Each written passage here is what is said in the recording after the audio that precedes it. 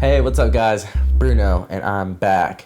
I wanted to talk a little bit about dating. I think one of the biggest problems that a lot of people have when they are trying to date someone is that they don't know what they're looking for. So then they end up getting in a relationship with someone who they're not right for, and then things just go bad. There's drama, and then next thing you know, people are subtweeting each other.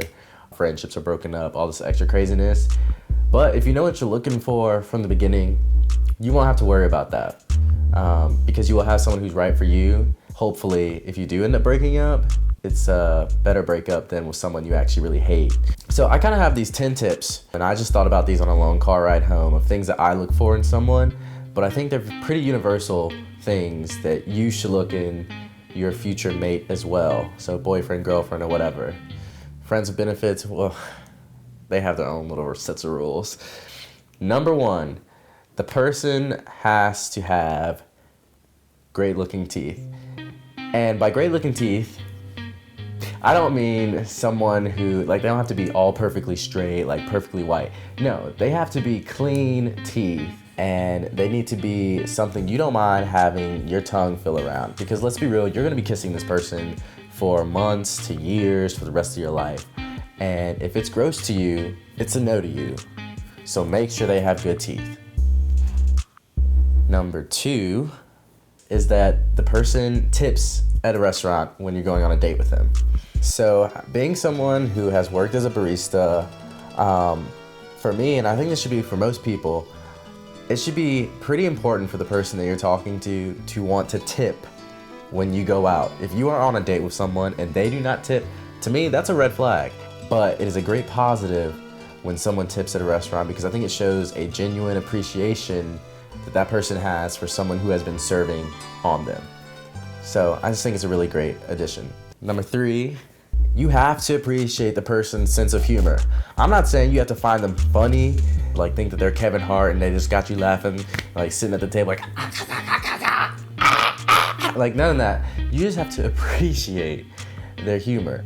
Appreciating someone's humor means that you have an appreciation of what they find to be funny. It could indicate a connection with their values, their interests. And if you think that person is boring and plain, they're not funny, then you shouldn't be with them. Ooh, I have a story for that one. So I actually dated someone once who I didn't find them to be funny whatsoever. I think that's a red flag from the get-go that I shouldn't have been with him at all because I was just not feeling the humor. And sometimes he was like, "You don't think I'm funny?" And I was like, "You're right, I don't think you're funny at all." Yeah, that was a sign. So don't be a Bruno. Number four, you have to be attracted to them, plain and simple. You have to be attracted to them mentally and physically. If you're with someone and you don't find them to be attractive, then it's not gonna last very long because you might think, oh yeah, they have this great personality and they're funny and they're this and that, but I'm not really attracted to them, but I think I shouldn't be shallow and I should give them a chance. Well, I tried that. It doesn't work. Here's the problem with that. Because as soon as they start doing stuff that annoys you or you don't like, as soon as you have your first big argument, your brain is going to start picking things that it doesn't like about the other person. And one of the first things it's going to go to is, you guessed it, what you see. You can be like, oh, I really don't like their nose. Oh, their eyebrows are ugly. Their eyes aren't that cute. Their mouth. Ugh. And you're just going to start to dislike the person more and more over time. If you're not physically attracted to that person, then the mental attraction that you have will soon fade. Okay, so number five is another big one, and that is that you appreciate the way they treat others. If someone is disrespectful to the people around them, their friends or family, or random strangers, and you don't like that about them, then you shouldn't be with them. Because 10 times out of 10, that person, at some point in your relationship, is going to treat you just like they treated all those other people. And if you don't like the way they treat those other people, then you're not going to like the way that they treat you eventually. Number six. Oh, I had one. Ooh. Number six, and this is really important, and some of you out there are going to say, not so, but I believe it is. They have to get along with your friends, and your friends have to get along with them. Now, I'm not saying that that your boyfriend or girlfriend has to be best friends with your friends, but they need to be able to get along with them, because the initial infatuation, love, or lust that you may have with your boyfriend or girlfriend or potential boyfriend or girlfriend can cloud your judgment. And your friends who know you more so than anyone else are going to be able to tell you whether they think that person's good for you. And you need to listen to that. If all of your friends don't like who you're dating, then that person isn't right for you. Your friends understand who you are more so than any of your family members probably. We hide things from our family. We often don't hide much from our friends.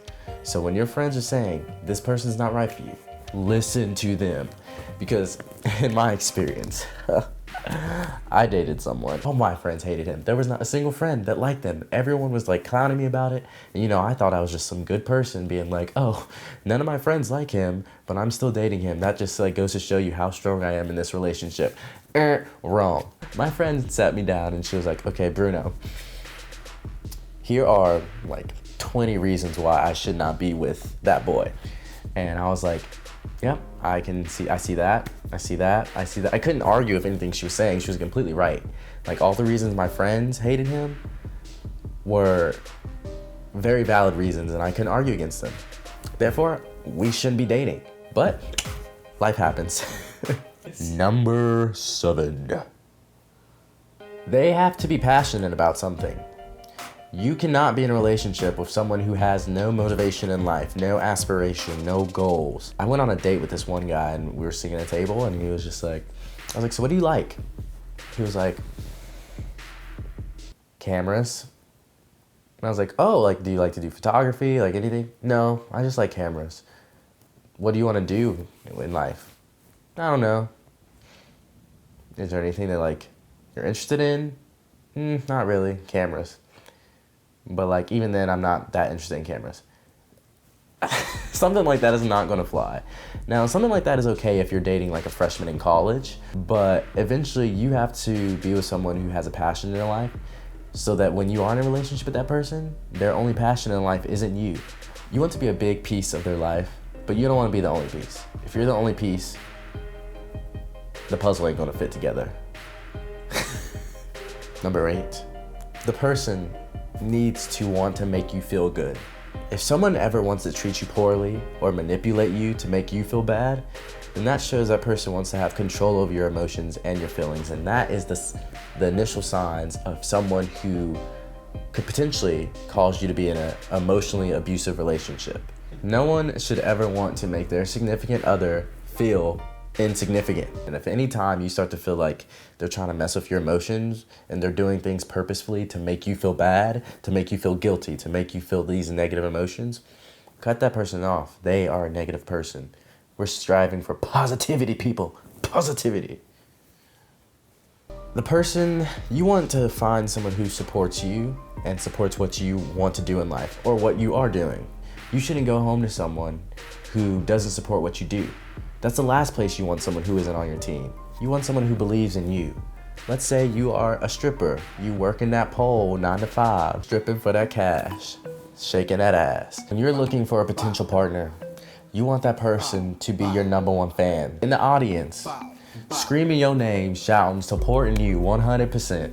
You want them to be your usher. I'll be a fan for life. I dedicate this to my superstar of all time. I'll be a groupie, baby, 'cause you are my superstar. I'm your number 1 fan. I'll do all that I can to show you how super you are. Now you know how I feel. It was okay. Number 10, you don't want to date someone who you are consistently making excuses for things you don't like about them. For example, I really hate like going to their apartment because it's so nasty, it's gross. I mean, he's really nice, he's really sweet, he pays for my dinner, but like he's a total slob and it just grosses me out. But he's this, that, and that. No. He like is really good to me, like other than that, like he's good in bed, has a nice car. He buys me nice things, but he really has like these anger problems that I really don't like it. I don't feel safe or X, Y, and Z. Find the next one. No one is going to be perfect. I think these 10 things are very important things to look for when you're looking for someone that you want to date or someone that you want to eventually marry. I've determined all these because I've had plenty of failed relationships. So I don't want you to be like me 3 years ago. I want you to be elevated, me. Empowered, enlightened, cultured.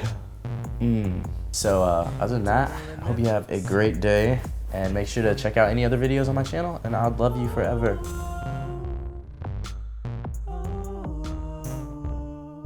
The person you are dating should be your rock. And if they don't support you, then you're just gonna fall off that cliff. Fall into the rocks. I don't know what metaphor I'm going for.